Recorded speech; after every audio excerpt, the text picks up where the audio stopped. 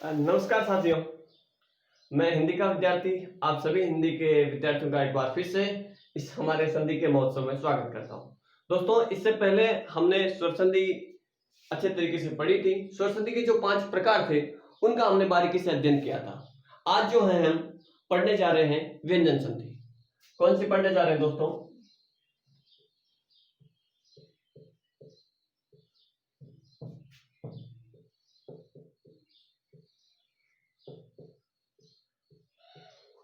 व्यंजन संधि पढ़ने जा रहे हैं। देखिए, सीधी सी बात है, जब हमने स्वर संधि पढ़ी थी तब क्या पढ़ रहे थे? हम स्वरों के बारे में पढ़ रहे थे। और जब अब अगर हम व्यंजन संधि पढ़ेंगे तो जाहिर सी बात है हम किसके बारे में पढ़ेंगे? व्यंजनों के बारे में। तो सबसे पहले स्पष्टीकरण आपको यह बताना चाहिए कि व्यंजन संधि कहते किसे? जिसमें क्या होगा, कोई दो वर्ण मिलेंगे और परिवर्तन किसमें होगा? परिवर्तन होगा व्यंजन में। किसमें होगा दोस्तों? व्यंजन में परिवर्तन। इस बात का विशेष तौर से ख्याल रखना। परिवर्तन जो है वो व्यंजन में होगा। स्वर संधि हमने पढ़ी थी, परिवर्तन किसमें हुआ था? स्वर में हुआ था। व्यंजन संधि हम पढ़ रहे हैं। संधि का मतलब क्या हुआ? दो वर्णों के मेल से उत्पन्न जो विकार है उसको हम संधि कहते हैं। तो जो विकार उत्पन्न होगा जब ये दो मिलेंगे और तीसरा बनेगा यहाँ पे, तो इस तीसरे को हम क्या कहेंगे? इसे हम कहेंगे संधि। अब ये तीसरा क्या है? अगर स्वर है तो स्वर संधि, और व्यंजन है तो व्यंजन संधि, और विसर्ग है तो विसर्ग संधि। परिवर्तन किस में हो रहा है? परिवर्तन स्वर में हो रहा है तो स्वर संधि हो जाएगी। परिवर्तन व्यंजन में हो रहा है तो व्यंजन संधि हो जाएगी, और परिवर्तन अगर विसर्ग में होगा तो विसर्ग संधि हो जाएगी। तो यहां तक की बात के बाद में हम आगे बात करते हैं कि किस प्रकार से होगी हमारी व्यंजन संधि। तो देखिए, सबसे पहले क्या होगा व्यंजन संधि में? इसके दो तरीके होते हैं। एक होता है व्यंजन प्लस व्यंजन। क्या होता है दोस्तों? व्यंजन प्लस व्यंजन। दूसरा होता है व्यंजन प्लस स्वर। परिणाम क्या आएगा दोनों का? परिणाम जो आएगा वो आएगा व्यंजन।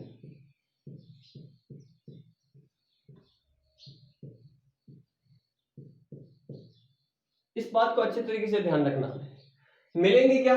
यहां पे भी व्यंजन और यहां पे भी व्यंजन। यहां पे व्यंजन और यहां पे स्वर।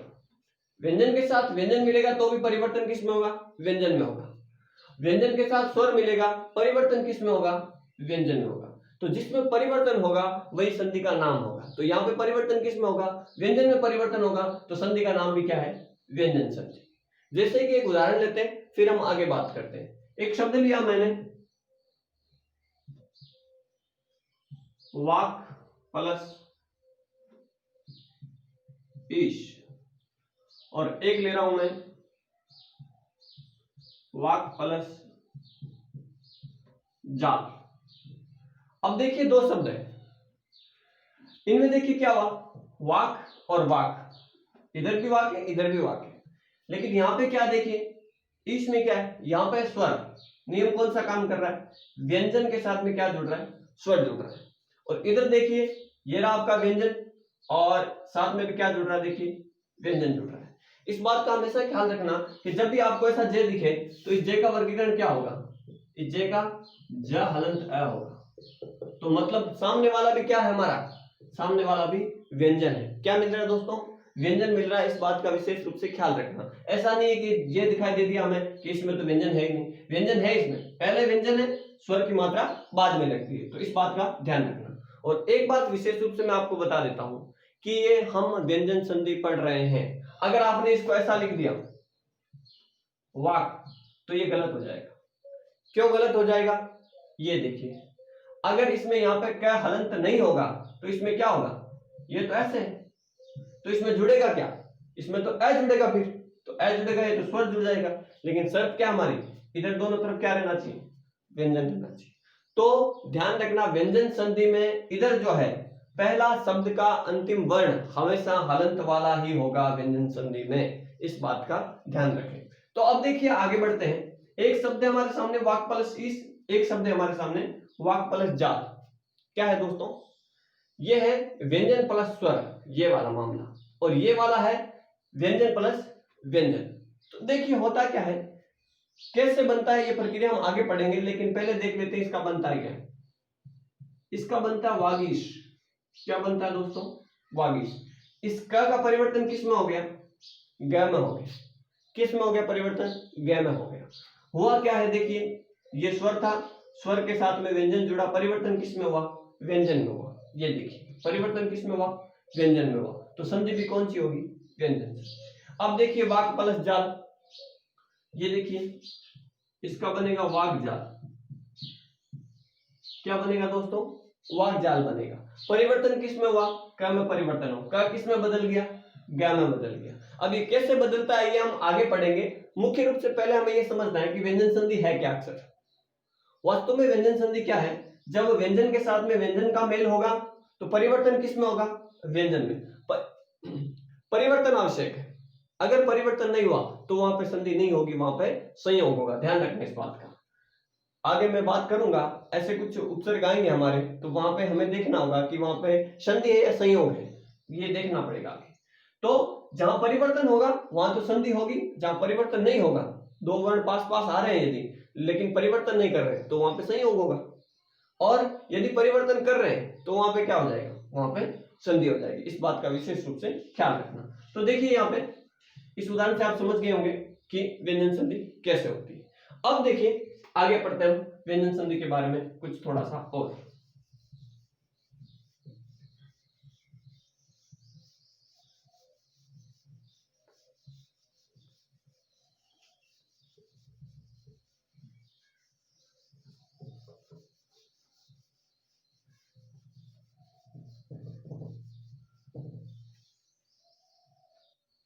वैसे तो देखिए व्यंजन संधि के बहुत सारे नियम हमारे सामने रखे जाते हैं, इनकी कोई संख्या निश्चित नहीं।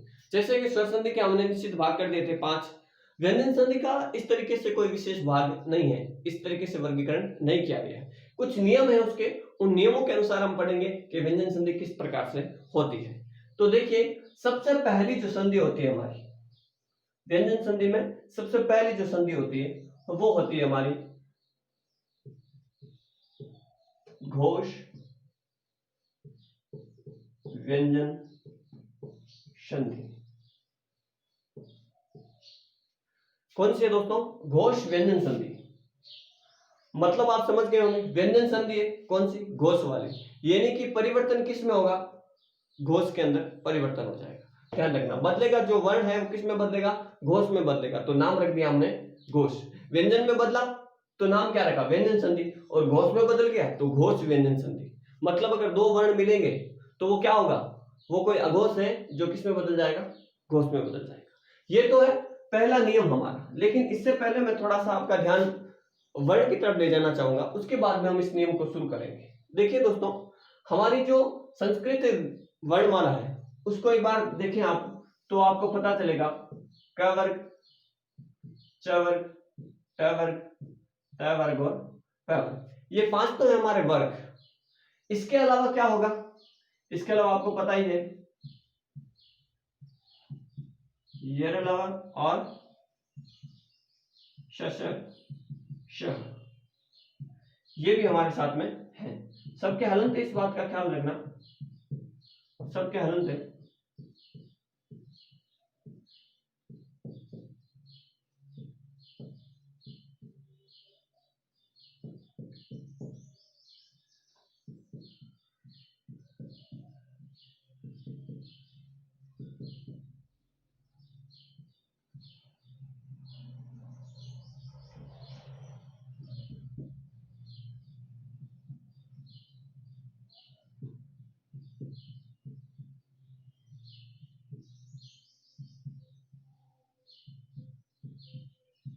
चलिए, ये जो हमारी संस्कृत की वर्णमाला है, हिंदी की जो वर्णमाला है उसमें इसके अलावा और भी कुछ वर्ण जुड़ेंगे, जैसे कि ढ है, लेकिन संधि जो है हमारी वो किससे हो रही है?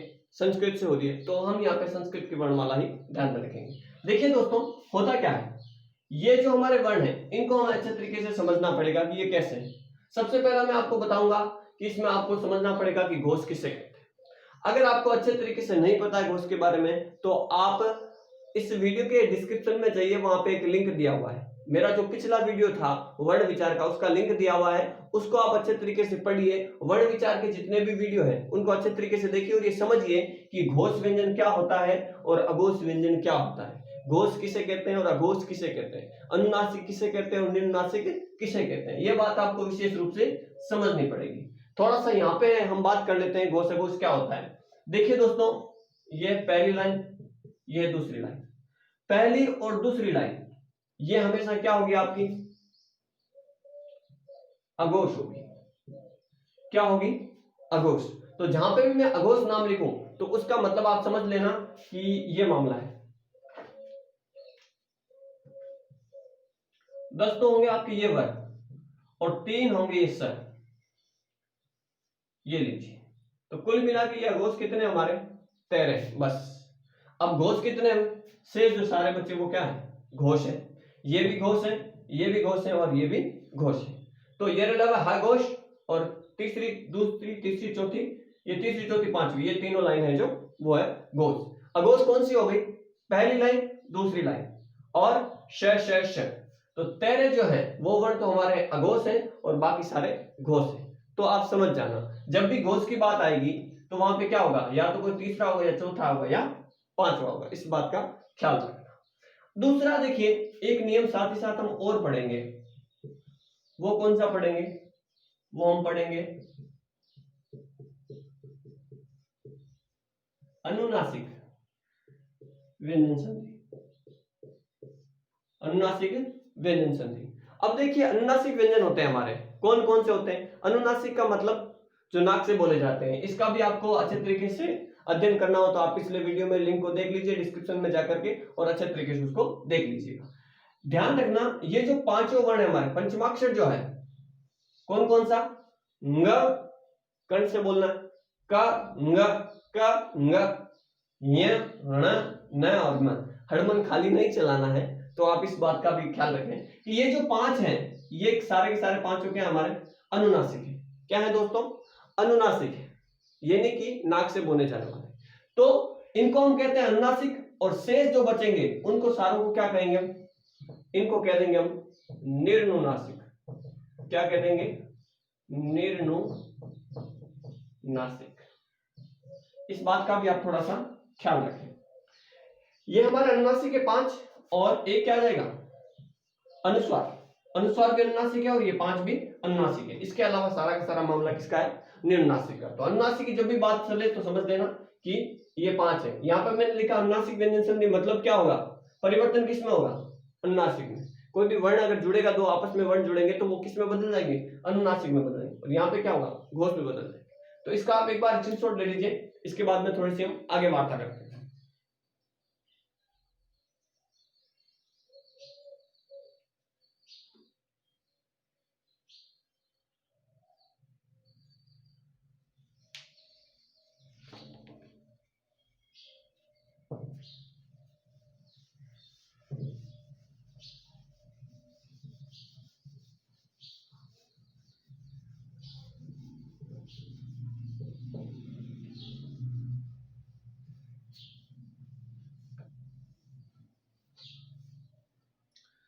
देखिए दोस्तों, इन दोनों को मैं साथ में लेने वाला हूं।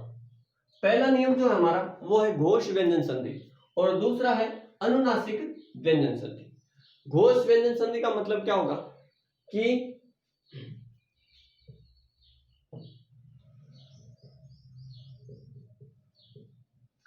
अघोष के साथ में जब घोष वर्ण मिलेगा, क्या मिलेगा, अघोष के साथ में जब घोष वर्ण मिलेगा तो ये अघोष भी, ये अघोष भी अपने घोष में बदल जाएगा। किस में बदल जाएगा, अपने घोष में बदल जाएगा। इस बात का आप ख्याल रखें। होगा क्या, घोष व्यंजन संधि में ध्यान रखना, इधर क्या होगा, अघोष, और इधर क्या होगा, घोष। जब इस अघोष के साथ में ये घोष मिलेगा तो क्या होगा, ये घोष क्या करेगा, इसको दबाव बनाएगा, इस पर दबाव बनाएगा और दबाव के कारण से ये अघोष भी क्या हो जाएगा, ये अघोष बन जाएगा घोष। क्या बन जाएगा दोस्तों, घोष बन जाएगा। तो आपको ये भी पता होना चाहिए कि कौन से वर्ण का अघोष का घोष क्या होता है। तो मैं एक लाइन से बता देता हूं आपको, जैसे कि हमारे सामने क, ख, घ, घ और ng। अब इनमें से देखिए ये दोनों क्या है, अघोष है और ये तीनों घोष है। तो पहली पंक्ति की, ये पहली पंक्ति आपका ये अघोष है, इसका घोष क्या होगा, तीसरी पंक्ति, इसका घोष क्या होगा, चौथी पंक्ति। समझ गए होंगे आप। इसी तरीके से आगे भी आप चला सकते हो। जैसे कि च होगा तो च का क्या हो जाएगा, ज हो जाएगा, त होगा तो क्या हो जाएगा, द हो जाएगा। तो उसी तरीके से आपको ध्यान रखना है, ट होगा तो ड हो जाएगा और प होगा तो ब हो जाएगा। यानी कि पहली पंक्ति अघोष है और अघोष पहली पंक्ति का घोष रूप क्या होता है, तीसरी पंक्ति। क्या होती है, तीसरी पंक्ति। तो क का ये क्या अघोष और सामने कोई घोष आ गया तो देखिए ये क्या किस में बदल जाएगा, अपने तीसरे में। किस में बदल जाएगा, अपने तीसरे में। तो ये इसका घोष है, इस बात का आप ध्यान रखना।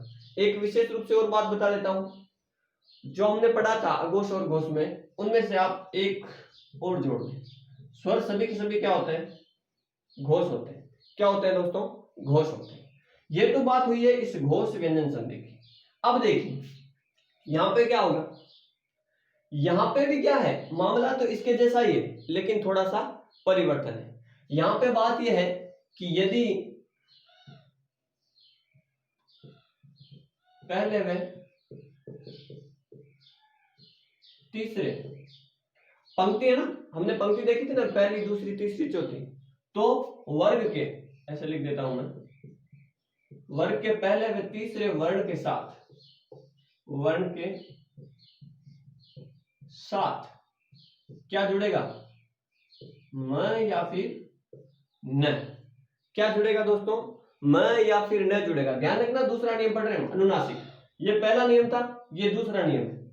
यदि वर्ग का पहला या तीसरा वर्ण आ जाएगा इधर, इधर क्या आएगा, पहला तीसरा, पहला या तीसरा, सामने जुड़ेगा क्या, म या फिर न।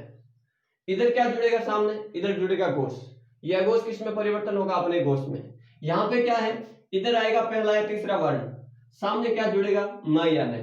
तो ये पहला और तीसरा किस में बदल जाएगा, अपने पांचवे में। किस में बदल जाएगा दोस्तों, अपने पांचवे में बदल जाएगा। इस बात का आप ध्यान रखना विशेष रूप से। किस में बदल जाएगा, अपने पांचवे में। यानी कि ये पहला और ये तीसरा किस में बदलेगा, पांचवे में। यहां पे क्या होगा, ये आपका है पहला, बदलेगा किस में, तीसरे में। यहां पे है पहला किस में बदलेगा, तीसरे में। यहां पे है पहला और तीसरा किस में बदलेगा, पांचवे में बदलेगा। ध्यान रखना इस बात का। जैसे कि देखिए इधर उदाहरण लेता हूं मैं एक, मैंने लिया एक शब्द वाक प्लस अर्थ। क्या ले लिया दोस्तों, वाक प्लस अर्थ। एक और लेता हूं मैं, देखिए वाक प्लस ईश। अभी अभी हमने लिया था और बनाया था। इधर देखिए, अब इधर के भी उदाहरण ले रहा हूं मैं। इधर ले लिया मैंने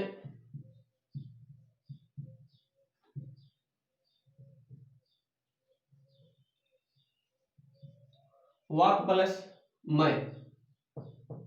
एक ले लिया मैंने वाक प्लस निपुण। पहले इस नियम को पढ़ते हैं। इन दोनों को साथ में लेने का कारण ये है दोस्तों कि इनमें काफी कुछ समानताएं हैं। समानता क्या है कि ये देखिए पहले से मिल रही है, ये भी पहले से मिल रही है। यहाँ पे भी देखिए घोष आ रहा है और यहाँ पे भी क्या आ रहा है, घोष आ रहा है। आपको पता हो तो न और म दोनों क्या है, घोष है, लेकिन इनकी संधि दोनों की अलग अलग है।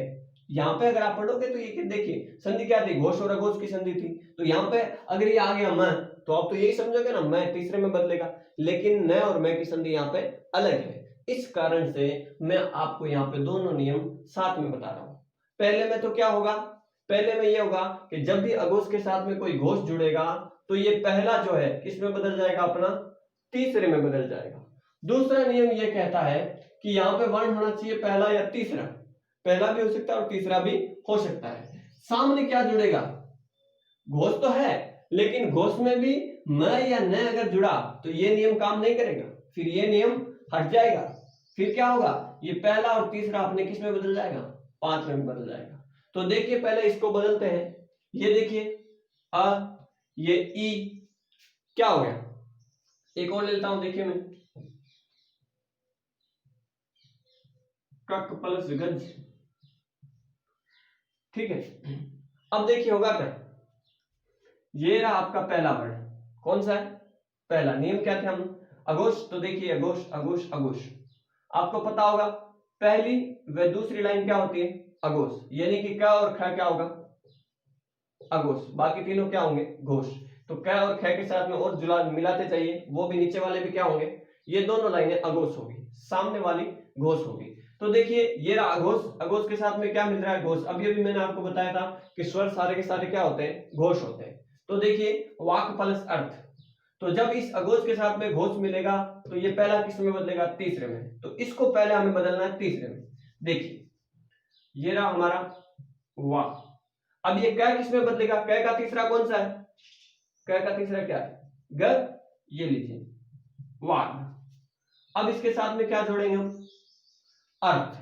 तो इस बात का ध्यान रखना कि जब भी हम इस ग को लिखेंगे तो खड़ी पाई वाले जो वर्ण होते हैं उनको आधा लिखा जाता है। कैसा लिखा जाता है, खड़ी पाई हटा दी जाती है और उनको हलंत इस रूप में हलंत नहीं लगाया जाता है। विशेष रूप से ध्यान रखना, जो भी हमारे 20 वर्ण है खड़ी पाई वाले, उनकी खड़ी पाई हटा दी जाएगी और उनको जैसा है वैसा लिख दिया जाएगा। जैसे ये ग है तो इस ग को हमें अगर हलंत रूप में लिखना है तो क्या करना पड़ेगा, ऐसे नहीं लिखेंगे इसको, इसको कैसे लिखेंगे, इसकी खड़ी पाई हटा देंगे और ये हो गया वाग। अब जोड़ेंगे अ, तो जब इस ग हलंत में अ जुड़ेगा तो क्या हो जाएगा, अ पूरा हो जाएगा। ये लीजिए वाग और ये लीजिए अर्थ, तो वाग प्लस अर्थ क्या बन गया हमारा, वाग अर्थ। अब यदि आपसे कोई टुकड़ा करने को कहे इसका कि विच्छेद कीजिए वागर्थ का, तो हम क्या करेंगे, हमें क्या दिखाई दिया यहाँ पे, ग दिखाई दिया। हमें पता है कि ग किससे बनता है, ग बनता है क से। तो वापस इसका क्या करेंगे, इस ग को तो बदलेंगे क में, ये लीजिए वाक। अब देखिए ग में क्या है, स्वर है, तो इस स्वर को वापस निकाल दीजिए, स्वर क्या है अ, तो वाक प्लस अर्थ बराबर वागर्थ। और देखिए इधर वाक प्लस इस, अब आसानी से समझ में आ गया होगा हमें, पहला किस में बदलेगा, तीसरे में। ये लीजिए ये वाग, ई की मात्रा जुड़ जाएगी साथ में, बस कुछ करना ही नहीं, वागिश। वाक का मतलब क्या होता है, वाणी। क्या होता है दोस्तों, वाणी। तो देखिए वागर्थ, वाग प्लस इस, वागिश, वाणी का ईश्वर। अब देखिए आप ध्यान रखना इस बात का कि चाहे संधि हो, चाहे समास हो, चाहे उपसर्ग हो, चाहे प्रत्यय हो, चाहे हिंदी पूरी की पूरी हिंदी की व्याकरण, अगर आपका शब्दकोश मजबूत नहीं है तो दोस्तों आप परिपूर्ण नहीं बन सकते। तो आपको शब्दकोश पर सबसे ज्यादा जोर देना पड़ेगा, शब्दों को अच्छे तरीके से यहाँ पे शेव करना पड़ेगा, फीड करना पड़ेगा, आपको ये ध्यान रखना पड़ेगा। शब्दों को जोड़िए, आपको देखना पड़ेगा कि वाक कैसे लिखा जाता है, कक कैसे लिखा जाता है, ईस कैसे लिखा जाता है, छोटी आती है बड़ी आती है, अर्थ कैसे लिखा जाता है, गज कैसे लिखा जाता है, ये हमें देखना पड़ेगा। शब्दों को जब तक हम अच्छे तरीके से नहीं समझेंगे, हमें ये समझना पड़ेगा कि वाक होता है कि वाग होता है। शब्द क्या होता है, शब्द वाग नहीं होता है, शब्द वाक होता है, वाक यानी वाणी। अब इस घोष की वजह से यह घोष भी क्या करता है, अपने घोष में बदल जाता है। तो वाक प्लस इस बराबर वागिस। अब इसका देखिए कक प्लस गज, ये देखिए क क्या हमारा पहली और दूसरी लाइन में आ रहा है ना, ये रहा क पहली लाइन, तो ये क्या हुआ अघोष। जब ये अघोष है तो सामने क्या मिलना चाहिए, घोष मिलना चाहिए। ये घोष है कि नहीं है, देखिए आप घोष है ना, तीसरी लाइन है, तीसरी चौथी पांचवी ये तीनों क्या है, ये घोष है। तो ये देखिए ये अघोष ये घोष। नियम क्या कहता है, अघोष के साथ में यदि घोष मिलेगा तो ये अघोष भी किस में बदल जाएगा, घोष में बदल जाएगा। और इस पहले का क का घोष, क घोष है, इसका घोष क्या होता है, ये हमने पढ़ा था, होता है ग। ये देखिए यहाँ पे लिखा हुआ, तो क, इस क का क्या बना देंगे ग, और ये ग है कक प्लस गज बराबर क्या बन जाएगा हमारा कक गज। अब देखिए आगे लेता हूं मैं, जैसे कि इनको देखिए आप, ये है वाक प्लस में है क्या, ये देखिए नियम ये काम कर रहा है कि नहीं कर रहा है, नियम तो ये भी काम कर रहा है, लेकिन इस न और मैं की संधि अलग होती है, इस बात का विशेष रूप से ख्याल रखना। जैसे कि देखिए ये रहा क्या हमारा अघोष, अघोष रहा ना, और ये देखिए मैं क्या हमारा घोष ही तो है। तो अगर इसको देखें तो हम क्या बना देंगे, हम तो ये बना देंगे इसका वाग्मय, यही तो बनाएंगे ना। लेकिन अगर हमने ऐसा कर दिया तो मित्रों ये हमारा गलत हो जाएगा। क्या हो जाएगा, गलत हो जाएगा। तो ध्यान रखिएगा इस बात का कि वाक प्लस मैं, यदि इस पहले और तीसरे के साथ में आपको क्या दिखे, न या मैं दिखे, क्या दिखे, न या मैं, तो ये पहला और तीसरा किस में बदल जाएंगे, अपने वर्ग के पांचवे में। तो ये रहा देखिए क, तो क का पांचवा कौन सा है, ये देखिए ng, क्या है ng, ng का ng, का ng। तो देखिए वाक प्लस में क्या बनेगा, ये रहा वाक, अब क का क्या बनेगा ng।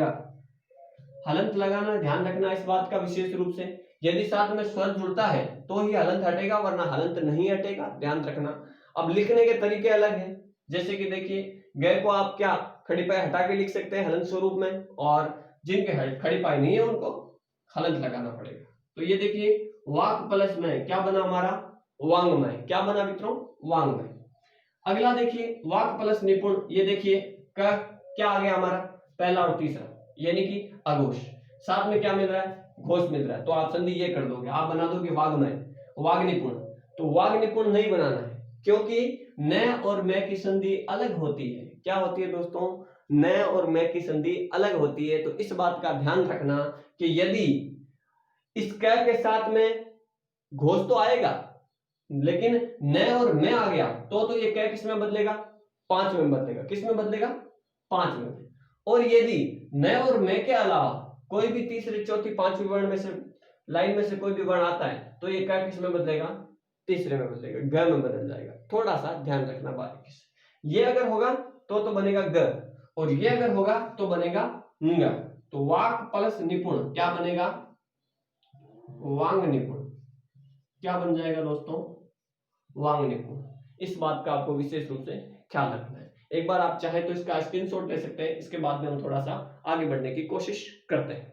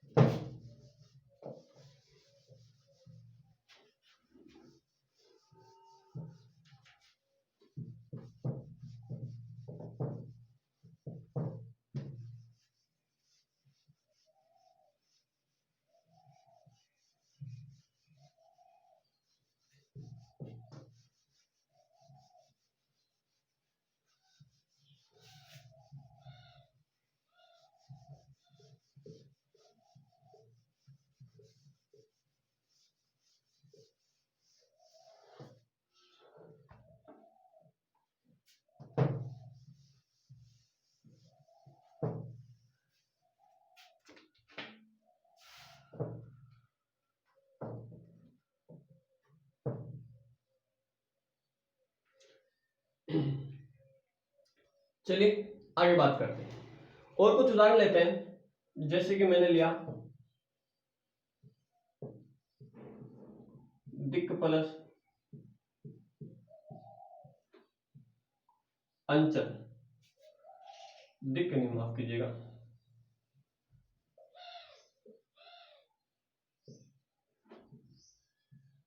दिक् प्लस अंचल।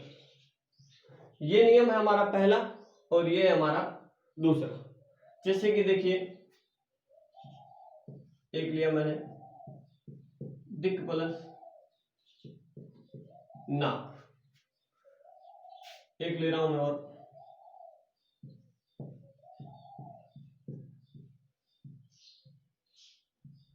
दिक् प्लस मूठ। देखिए इन शब्दों को आप अच्छे तरीके से देखिए, काफी सारे समानताएं दिखेगी हमें इसमें, लेकिन फिर भी होगा क्या, परिवर्तन जरूर मिलेगा हमें। जैसे कि देखिए एक शब्द और लेता हूं मैं,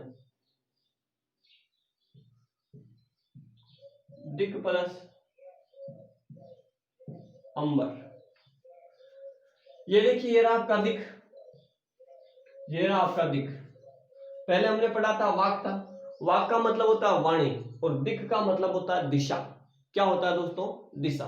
शब्दों को बहुत महत्वपूर्ण तरीके से देखना है। यदि आप घोष, व्यंजन संधि पढ़ोगे, अनुनासिक पढ़ोगे तो सबसे ज्यादा जो आपके सामने शब्द आएंगे वो आएंगे दिक् और वाक। कौन से आएंगे? दिक् और वाक। तो देखिए दिक् प्लस अंबर क्या बन जाएगा हमारा? ध्यान क्या रखना है, ये राग का के साथ में क्या मिला? यह घोष, ये घोष। क किस में बदलेगा? अपने घोष रूप में। तो क का घोष रूप क्या है? ग। तो क्या करेंगे? ये द्रि, ये बन गया ग। क्या बन गया? ग। अब ग के साथ में अ जुड़ गया, ये लीजिए, ये क्या बन गया? दृगंचल।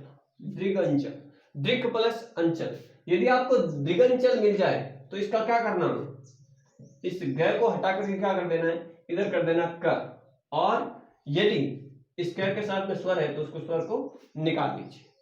जैसे कि देखिए दिक् प्लस अंबर क्या करेंगे? दिक् का मतलब क्या होता है दोस्तों? दिक् का मतलब होता है नेत्र। क्या होता है? नेत्र, आंखें। और अंचल का मतलब क्या होता है? अंचल, पल्लू। तो पल्लू क्या? ढकने वाला, जिससे हम ढकते हैं, किसी चीज को छुपा सकते हैं, उसे कहते हैं पल्लू। तो आंख को जो छुपाता है, आंख का पल्लू क्या होगा यहाँ पर? तो दृगंचल किसे कहेंगे? पलक। किसे कहेंगे? पलक को। दृग का अंचल, दृग को ढकने वाला, आंखों को ढकने वाला, छिपाने वाला क्या हो जाएगा? दृगंचल। तो दृगंचल का मतलब क्या हुआ? पलक। अब देखिए आगे दिक् प्लस अंबर। दिक् यानी दिशा और अंबर यानी आकाश। तो आकाश की दिशा, जैसे कि देखिए इस क का क्या बनाएंगे हम? ग बना देंगे ना। क का बना दिया हमने ग। ये लीजिए, ये बन गया हमारा दिक्। अब साथ में क्या जोड़ेंगे? अ जोड़ेंगे तो क्या हो जाएगा? ये हट जाएगा, हलंत हट जाएगा, ये बन गया हमारा दिगंबर। क्या बन गया? दिगंबर। कैसे बना? क्या बन गया? ग में, और ये साथ में जुड़ गया। अगला देखिए, इधर देखिए आप, ये रहा दिक्, ये रहा दिक्। यहाँ पे तो क्या बना? ग, क्योंकि यहाँ पे न और मैं नहीं है। ध्यान रखना इस बात का कि जब भी क और ग, क के या ग के साथ में क्या जुड़ जाएगा? न या मैं जुड़ जाएगा तो क्या हो जाएगा? ये अपने पांचवें में बदल जाएगा, अन्यथा अपने तीसरे में बदलेगा। तो दिक् प्लस नाग, तो इसको पांचवें में बदलना है। क्या बदलना है? ये लीजिए, और पांचवें के हलंत लगेगा क्योंकि इसकी खड़ी पाई नहीं है, तो दिंग नाग। क्या हो जाएगा? दिंग नाग। अब देखिए दिक् प्लस मूड। दिक् यानी दिशा, मूड यानी मूर्ख। जो दिशा से भटक गया उसे कहते हैं दिंग मूड। तो क्या हो जाएगा? क्या का क्या बन जाएगा? ंग। ये रहा मूड। तो दिंग मूड हुआ क्या? देखिए दोस्तों, शब्दों पर पकड़ कीजिए। उदाहरण अनेक सारे हो सकते हैं, उस कंसेप्ट को समझिए, उस मूल अवधारणा को समझिए कि वो अवधारणा क्या कहती है। अवधारणा ये कहती है कि यदि क के साथ में घोष तो आता है, लेकिन न या मैं आ गया तो क बदल जाएगा अपने पांचवें में, और अन्यथा क के साथ में यदि कोई घोष आता है तो क किस में बदल जाएगा? अपने तीसरे में, यानी कि ग में। अगला देखिए एक और लेता हूं मैं, जैसे कि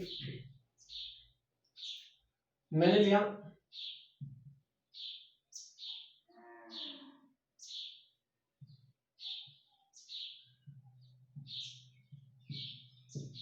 रिंग मंत्र। क्या लिया मैंने? रिंग मंत्र। और इधर ले रहा हूं मैं ऋग्वेद। क्या ले रहा हूं दोस्तों? ऋग्वेद। अब देखिए यहां पे अंग और यहां पे क्या है? ग।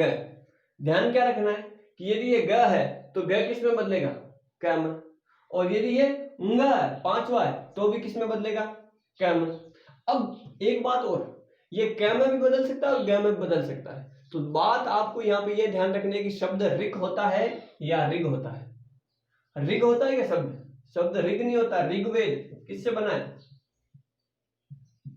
ऋक प्लस वेद। इस क को वापस किस में? ग को किस में बदलेंगे? क में। जी क, ये लगा दिया रि, ऋक, और ये लगा दिया वेद। क्योंकि हुआ क्या है? ये वह क्या है आपका? वह क्या बताइए? पहली और दूसरी लाइन में आता है क्या?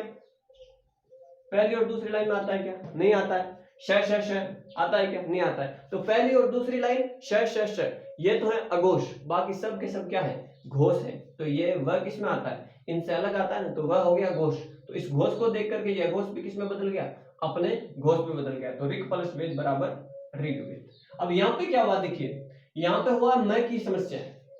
इस मैं के कारण क्या हुआ, इस मैं को देख करके ये कै भी किस में बदल गया, ंगा में बदल गया। तो इसका हम क्या करेंगे, ये ऋ और इसको किस में बदलेंगे, पहले में ऋक और मंत्र। ध्यान रखना दोस्तों, यदि विच्छेद आ जाए तो आपको क्या करना है, कै को मैं देखते ही 5 में बदल देना है, और कै को यहाँ पे कोई मैं के अलावा कोई दूसरा न मैं के अलावा कोई घोष है तो तीसरे में बदल देना, ग में बदल देना। इस बात का विशेष रूप से ख्याल रखना है। एक छोटा सा स्क्रीनशॉट और लीजिए, कुछ शब्द और लेते हैं।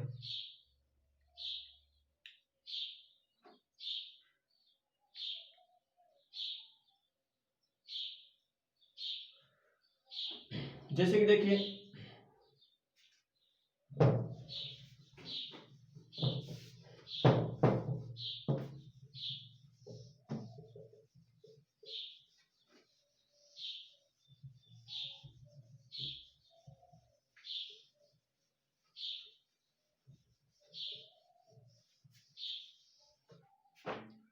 जैसे कि देखिए मैंने एक शब्द लिखा है यहाँ पे,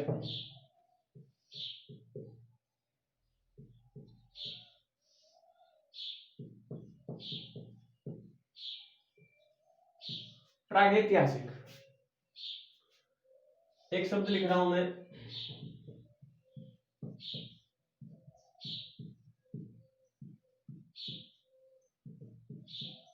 वाणिज्य व्यापार।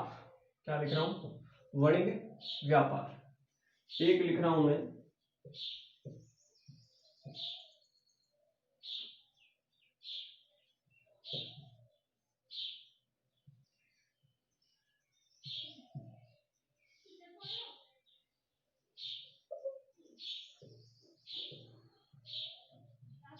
वाग्विदग्धता।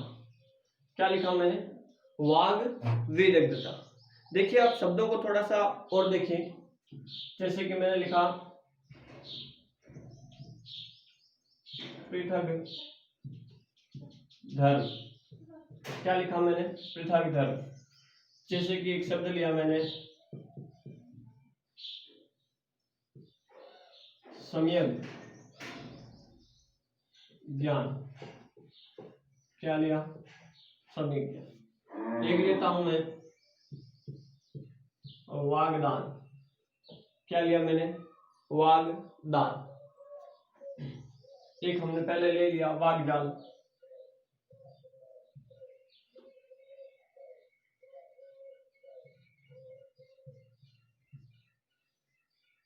ठीक है, देखिए कुछ इन शब्दों का हम विच्छेद करते हैं, फिर हम आगे बढ़ने की कोशिश करते हैं। तो देखिए ये रहा हमारा ग। ग किससे बना है, ग बनता है क से, क्योंकि ग है हमारा घोष। तो देखिए ये रहा प्रा, और इस क में से ग का क्या कर देंगे हम, क निकाल देंगे। क निकालने के बाद में देखिए क्या है, साथ में कोई स्वर जुड़ा है क्या, बिल्कुल स्वर जुड़ा है। और देखिए दो मात्रा किसकी होती है, ए की होती है। बस आगे वाला लिख दीजिए, प्राक ऐतिहासिक, ऐतिहासिक नहीं ऐतिहासिक, प्राक ऐतिहासिक बनेगा क्या, प्राक ऐतिहासिक, प्रागैतिहासिक।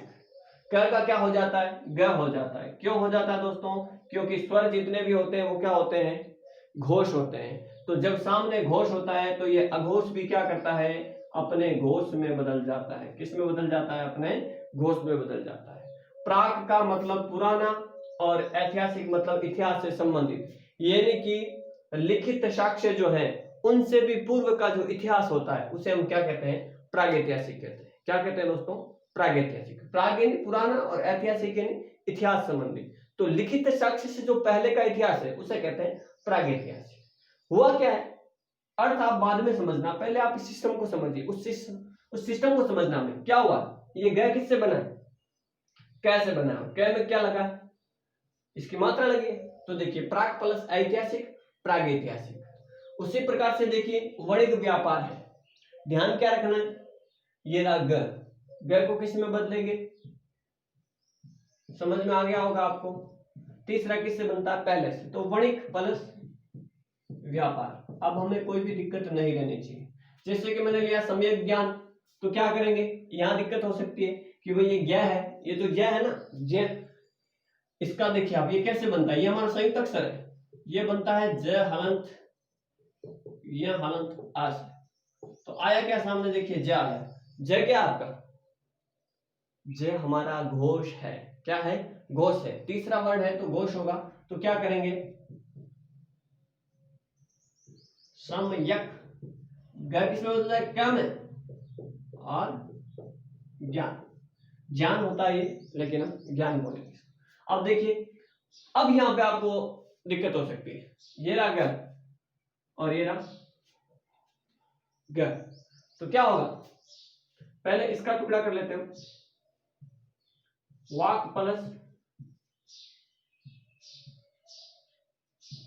विदग्धता, विदग्ध बना हुआ शब्द है, दग्ध शब्द है, दग्ध प्लस ध से बना है, बन गया दग्ध। ठीक है, तो देखिए वाक प्लस विदग्धता हुआ क्या है, ये आपका व क्या है, हमारा घोष है। जब इस घोष को इसने देखा तो ये भी किसमें बदल गया, अपने घोष में बदल गया। तो वाक प्लस विदग्धता, वाग विदग्धता। अब देखिए वाक का मतलब क्या होता है, मैंने आपको बताया था, दिक् का मतलब दिशा होता है, वाक का मतलब वाणी होता है। क्या होता है दोस्तों, वाणी। तो जिसे हम कहते हैं विदग्धता, मतलब जल्दी से, कोई बात जल्दी से हो जाती है, शीघ्रता से उसे। तो वाणी की शीघ्रता, यानी कि हाजिर जवाबी जिसकी तेज होती है, उसे कहते हैं वाग विदग्धता। कहते हैं ना, ये तो हाजिर जवाबी है, कोई भी बात जिस समय कहनी होती है उसी समय पर हाथों हाथ कह दी जाती है, उसे कहते हैं हाजिर जवाबी, और हमारे उसे संस्कृत में कहते हैं वाग विदग्धता। ठीक बात है। अगला देखिए, पृथक धर्म, घर किसमें बदलेगा, अब तो समझ में आ गया, क्या में बदलेगा, और ये हो गया हमारा धर्म। वागदान किसमें बदलेगा, क्या में, वाक प्लस दान, वाणी का दान कर देना, किसका दान कर देना, वाणी का दान कर दिया भाई, मैंने तो वाणी का दान कर दिया। वाक का मतलब होता है वाणी, दान का मतलब दे देना, मतलब किसी को जबान दे देना। वागदान का मतलब होता है सगाई। क्या होता है दोस्तों, सगाई। आपको पता हो तो धर्म विशेष में ये एक परंपरा है कि पहले किसी युवक या युवती की सगाई की जाती है, मतलब जबान दी जाती है कि आज से ये हमारा युवक जो है वो आपका हो गया, या हमारी ये युवती जो है वो आपकी हो गई, हम जबान दे देते हैं। तो उसको हम क्या कहते हैं, उस वाणी का हमने दान कर दिया, तो ये होता है वागदान। वागदान का मतलब होता है सगाई। क्या होता है दोस्तों, सगाई। एक शब्द और, वाकजाल, ये आपको पहले से पता चल गया, वाक प्लस जाल। देखिए आगे, लीजिए थोड़ा सा स्क्रीनशॉट, फिर आगे बात करते हैं।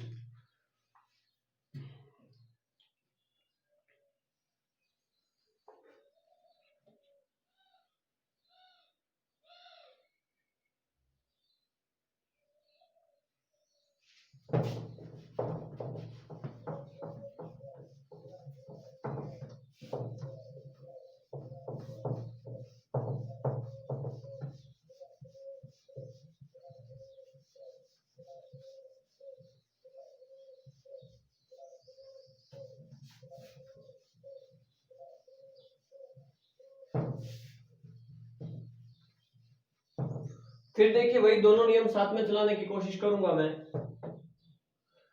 क्या होता है देखिएगा, इधर रहेंगे घोष और इधर रहेंगे अनुनासिक। है तो ये भी घोष वाला ही नियम, लेकिन यहाँ पे क्या है, अनुनासिक का मामला है।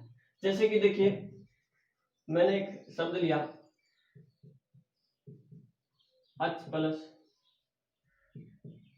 अंत। क्या लिया, अच प्लस अंत। एक बात आपको ध्यान रखनी है, इसका थोड़ा सा यहाँ पे देख लीजिए आप, उसमें इसमें ज्यादातर क्या आता है, पहला वर्ड क, च, ट, त और प, यही है आपके। अब ये बदलेंगे किसमें, जब सामने क्या आ जाएगा, सामने कोई भी घोष जुड़ जाएगा। क्या जुड़ जाएगा, घोष। न और मैं को छोड़ करके, न मैं को छोड़ करके यदि कोई घोष जुड़ गया तो ये किस में बदलेंगे, अपने तीसरे में। किस में बदलेंगे, अपने तीसरे में।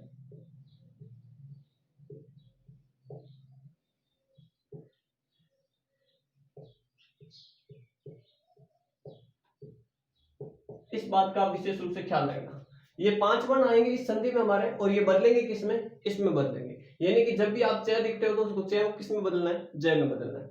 शर्त क्या है कि सामने घोष होना चाहिए, घोष में भी न और मैं को छोड़ करके, ध्यान रखना इस बात का। जैसे कि हमने लिया अच प्लस अंत,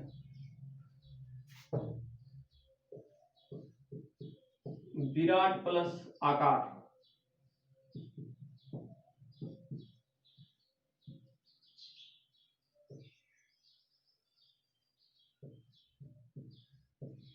षडानन,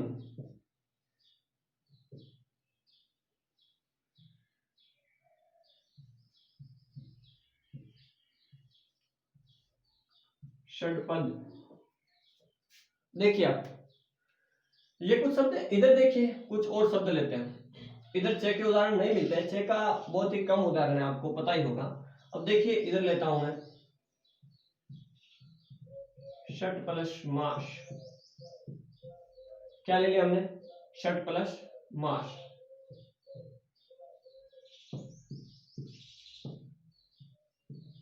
मैंने ले लिया क्षण मातुर। क्या ले लिया दोस्तों? क्षण मातुर। एक शब्द और ले लेते हैं, क्षणमुख। अब देखिएगा, इनको अलग अलग तरीके से देखना है।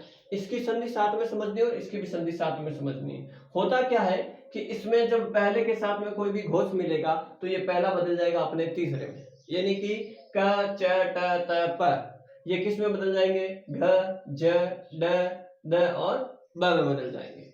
लेकिन यदि इनके साथ में ही यदि किसका योग हो जाता है, म या न का योग हो जाता है, तो ये किस में बदल जाएंगे?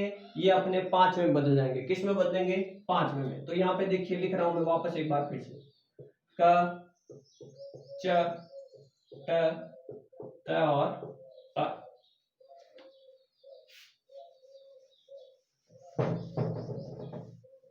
अब देखिए इनके साथ में जुड़ क्या गया?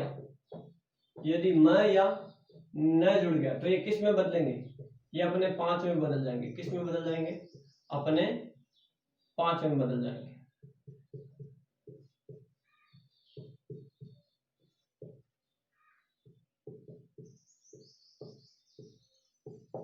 ध्यान रखना इस बात का। तो देखिए अच प्लस अंत, ये रहा स्वर है हमारा, और स्वर क्या होता है? घोष होता है। तो ये किस में बदल जाएगा? अपने तीसरे में। तो इसको मैं किस में बदलूंगा? अ, और ये बदल गया ज में। ज में ये जब हलंत है, इसके साथ में अ जुड़ गया तो हलंत हट जाएगा। बिंदी लगा दिया हमने और बना दिया अजंत। अच का मतलब होता है स्वर। क्या होता है दोस्तों? स्वर। और अंत मतलब अंत में। तो जिसके अंत में स्वर हो उसे क्या कहते हैं? अजंत। क्या कहते हैं? अजंत। जैसे कि मैंने अभी लिखा क, तो ये क्या है? ये अजंत वर्ण है, क्योंकि इसके अंत में क्या है? स्वर है। देखिए अंत में स्वर है ना, क प्लस अ, यही तो होता है। तो अजंत किसे कहते हैं? जिसके अंत में स्वर हो। अब देखिए विराट प्लस आकार, ट किस में बदलेगा? ये देखिए ट ड में बदलेगा। क्यों बदलेगा? क्योंकि सामने क्या आया? घोष आया है। तो देखिए क्या बनाया हमने? विराट, आ की मात्रा जुड़ गई, विराट आकार। अब आपको ध्यान ये रखना है कि ऐसा मिलेगा हमें, ट मिलेगा तो हम उसको ड में बदल देंगे, लेकिन यदि ड मिल गया तो किस में बदलेंगे? इससे ड को बदलना है हमें, वापस ट में बदलना है। तो देखिए शब्द आया हमारे सामने षडानन। क्या आया? षडानन। तो इसको क्या करेंगे हम? वापस बदलेंगे ड को ट में। ये लीजिए ट में बदल दिया। अब ड के साथ में मात्रा किसकी है? आ की है। ये लीजिए आनंद। तो आनंद का मतलब होता है शर, सिर, मस्तिष्क, और सट का मतलब छह। छह को ध्यान रखना दोस्तों, ऐसे लिखना है। ये तो इसका शुद्ध रूप, अगर आप इसको ऐसे लिखते हो तो यह शुद्ध है। ऐसे छह नहीं लिखा जाता है, ये ऐसे लिखा जाता है, हमारे हिंदी में ऐसे लिखा जाता है। तो देखिए छह, सट प्लस आनंद, षडानन। ट किस में बदल गया? ड में। तो षडानन यदि दे दिया जाए हमें, तो इस ड को वापस हमें किस में बदलना है? ट में। ये देखिए तीसरा वापस किस में जाएगा? पहले। षड पद, अब तो आसान हो गया, आपको पता ही है। क्या करेंगे? ये रहा षड, ये लीजिए षड प्लस पद। पद यानी होता है पैर। क्या होता है दोस्तों? पैर। और षट यानी छह, छह पैरों वाला। तो षड पद किसे कहते हैं? भ्रमर को कहते हैं। किसे कहते हैं दोस्तों? भ्रमर को। भ्रमर को कहते हैं षड पद। तो यहाँ पे हुआ क्या है? यहाँ पे पहला तीसरे में बदला है, और ये तीसरा वापस किस में बदला है? देखिए पहले में बदला है। अब यहाँ पे आइए, यहाँ पे क्या हो रहा है? ये रहा सठ, ये रहा सठ। सठ के साथ में यदि न या म जुड़ेगा तो ये ट किस में बदल जाएगा? अणय में बदल जाएगा। तो देखिए बदलते हैं इसको, ट को किस में बदलेंगे? अणय में। तो ये लीजिए श, हलंत है तो ये हण। अणय को ऐसे क्यों लिखा हमने? क्योंकि जो खड़ी पाई वाला होता है उसकी खड़ी पाई हटा दी जाती है जब उसे हलंत में लिखना हो। तो षणमास, तो षणमास का मतलब क्या होता है? 6 महीने। षणमातुर, देखिए ऋणय आ गया, ऋणय किस में बदलेगा वापस? ऋणय बदलेगा वापस, ये देखिए टय बदलेगा ऋणय में, ऋणय बदलेगा टय में। क्यों बदलेगा? क्योंकि यहाँ पे क्या आया? म आया ना। तो देखिए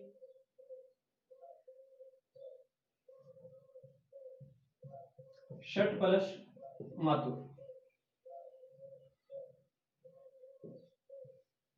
क्या ले लिया? षट प्लस मातुर। अगला देखिए षणमुख है, और देखिए वापस ऋणय आ गया, ऋणय को किस में बदलेंगे वापस? टय में। लीजिए षट प्लस मुख। अब देखिए हुआ क्या है? मातुर का मतलब मां और मुख का मतलब मुख। तो षट मुख मतलब 6 मुखों वाला, ठीक है। चाहे षडानन कहो चाहे षट मुख कहो।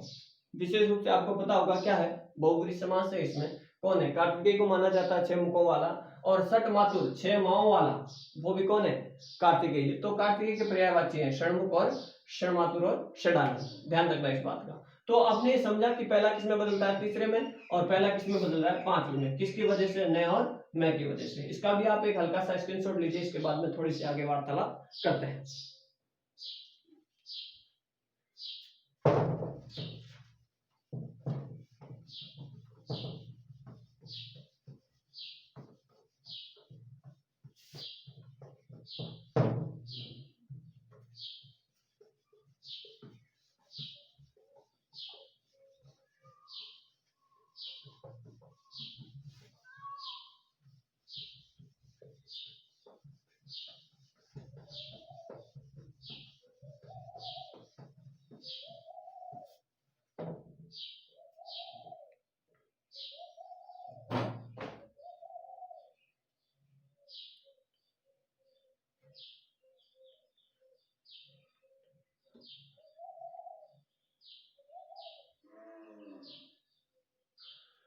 चलिए देखिए, इधर के कुछ शब्द लेता हूं मैं और इस उदाहरण को थोड़ा सा हम आगे ले चलते हैं। जैसे कि इधर लिया मैंने, एक शब्द लिया मैंने वृहत प्लस आकार। क्या लिया दोस्तों? वृहत प्लस आकार। और इधर ले रहा हूं देखिए वृहत प्लस मुंबई। क्या लिया मैंने? वृहत प्लस मुंबई। अब देखिए आगे, इधर लिया जैसे कि मैंने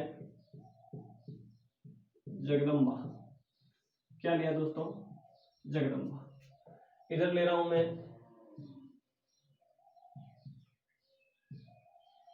बृहन्नेत्र। क्या ले रहा हूं मैं? बृहन्नेत्र। एक लिया मैंने सन्मार्ग, एक लिया मैंने सन्नारी।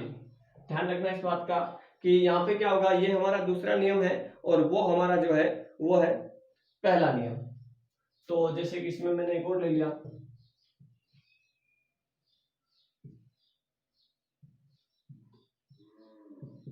वृहदीच्छा।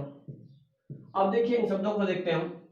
वृहत प्लस आकार। एक बात और बता देता हूं मैं आपको, वृहत और बृहत ये दोनों शब्द एक ही है। चाहे ये लिखो और ये लिखो, संस्कृत में दोनों शब्दों को शुद्ध माना गया और दोनों का अर्थ होता है बड़ा। क्या होता है? बड़ा। अब देखना क्या तय के साथ में क्या जुड़ रहा है? आ जुड़ रहा है। तो तय किस में बदलेगा? अपने तीसरे में बदलेगा। ये देखिए तय बदलेगा दिन में। तो हम क्या करेंगे? वृहद, और आ जुड़ गया तो क्या करेंगे? वृहदाकार। ठीक बात है। अब देखिए हमारे सामने आ गया है जगदम्बा। क्या आ गया है? जगदम्बा।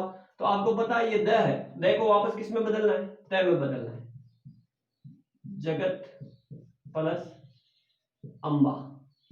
ठीक है, तो जो जगत की माता है उसे कहते हैं जगदम्बा।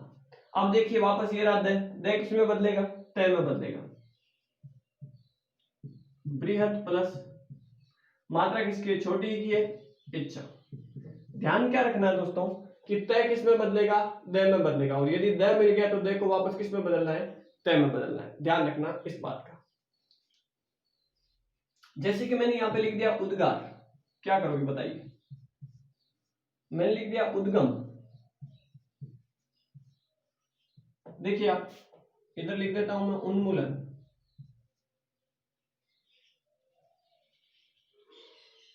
क्या लिख दिया मैंने, उन्मूलन, इधर लिख दिया मैंने उन्मेष। देखिए ध्यान रखना, उद प्लस गार और उद प्लस गम, अगर आप इसको ऐसे कर देते हो कि ये तो क्या हो जाएगा, उत प्लस गार, तो ये आपका उत्तर गलत हो जाएगा, क्योंकि हमारी एनसीईआरटी की पुस्तक में उपसर्ग जो है वो उत नहीं दिया गया है, उद दिया गया है। अगर आप उससे पहले भी जाएं तो संस्कृत व्याकरण पाणिनि की जो है वो या निघंटु की है, तो उसमें भी ये उत नहीं दिया गया है, उद दिया गया है। हालांकि कई ऐसी पुस्तकें हैं हमारी जिनमें उद दिया गया है। तो मैं आपसे यहाँ पे यही कहना चाहूंगा कि एनसीईआरटी हमें वर्तमान में उद बता रही है, तो हमें उस उद का ही अनुसरण करना चाहिए। हालांकि जब आप जाओगे भोलानाथ तिवारी के पास में तो उन्होंने उत दिया है, और यदि आप कामता प्रसाद गुरु के पास में जाओ तो उन्होंने दोनों को स्वीकृति दी है ना। किशोरदास वाजपेयी ने उत माना है, लेकिन मूल रूप से जो है वो उद है, और उस उद को ही मैं यहाँ पे लेकर के चलूंगा, क्योंकि हमारे एनसीईआरटी ने किसको स्वीकार किया है, 2018 का संस्करण देखना, बिल्कुल नया संस्करण, उसमें उद दिया हुआ है। अब देखिए आगे, तो ये सारे के सारे क्या है, संयोग है, उद प्लस गार, उद प्लस गम ना, इनमें संधि नहीं है, ये संयोग है। अब देखिए वृत्त प्लस मुंबई, क्या होगा, मैं आ गया तो ये तय किस में बदलेगा, देखिए तय बदलेगा न में, तो क्या करेंगे हम, बृहन मुंबई, क्या करेंगे, बृहन मुंबई, किस कारण से हुआ, इसके कारण से। तय बदलना तो किस में चाहिए था, द में, लेकिन मैं के आने के कारण से तय किस में बदल गया, न में। अब देखिए बृहन नेत्र, ये रहा आपका न, अब ने को किस में बदलना है, हमें ने को बदलना है अपने पहले, तो देखिए बृहत प्लस नेत्र, सन्मार्ग है, क्या करोगे आप, सत प्लस मार्ग। ध्यान रखना, मैं आपको बता देता हूं कि उपसर्ग होता है उद, शब्द होता है सत, क्या होता है सत, सन नहीं होता है, और एक होता है तद, तत् नहीं होता है। तो मैं इन तीनों को लेकर के चलूंगा, उद, सत और तद। तो सत प्लस मार्ग क्या बनेगा, सन मार्ग, ये तय किस में बदल जाएगा, न में, और इस न को वापस किस में बदलना है, तय में। अब देखिए सन नारी 2018 पीएसआई में पूछा गया प्रश्न, ये लीजिए, इस न के कारण से ये तय किस में बदल गया, न में बदल गया, तो सत प्लस नारी क्या बनेगा, सन नारी। उसी प्रकार से देखिए उन्मूलन, तो इस न को किस में बदलना है, हम तो बदलेंगे ना उत में, लेकिन आपको पता हो तो मैंने क्या कहा था, पहला और तीसरा वर्ण, अनुनासिक में दो बातें बताई थी मैंने आपको, पहले और तीसरे के साथ में ने या में मिलता है, पहला भी आ सकता है और तीसरा भी आ सकता है। तो यहाँ पे क्या आएगा, ये तीसरा आएगा, उद प्लस मूलन। तीसरा क्यों आएगा, क्योंकि उपसर्ग हमारा उद है। अब यदि अगर आप उत मानना चाहते हो तो यहाँ पे उत प्लस उन्मूलन कर देना, आपकी मर्जी। मैंने तो इसको उद माना है, और मेरे ख्याल से आपको भी उद मानना चाहिए, परीक्षा में उद ही आएगा। अगर उद आता है तो फिर आप समझ लेना अपने तरीके से। उद प्लस मेष, इसका भी हम क्या करेंगे, उद प्लस मेष। क्यों करेंगे, क्योंकि ये देखिए म के कारण से ये दे किस में बदल गया, ने में। अब यहाँ पे देखिए संधि तो उत के साथ में भी सही हो सकती है, संधि तो उत के साथ में भी सही हो सकती है, लेकिन दोस्तों एनसीईआरटी ने उद मान्य किया है तो हमें उद समझना चाहिए। फिर भी अगर आप उत समझना चाहो तो उत भी यहाँ पे आप कर सकते हो, आप ऐसे कर सकते हो उत। अगर आपके विकल्प में आ जाए कि भाई उद दिया हुआ ही नहीं है, उत दिया हुआ है, तो वहां पे उत सही कर देना। ये लीजिए उन्मेष का विच्छेद दे दिया कि उद प्लस मेष, तो ये सही करो। अब ये दिया ही नहीं है, उत प्लस मेष दिया हुआ है, तो आप किसको करोगे, इसको कर देना सही। चलिए जैसे कि आगे मैंने एक शब्द लिया, आगे बात करते हैं थोड़ी सी, जैसे कि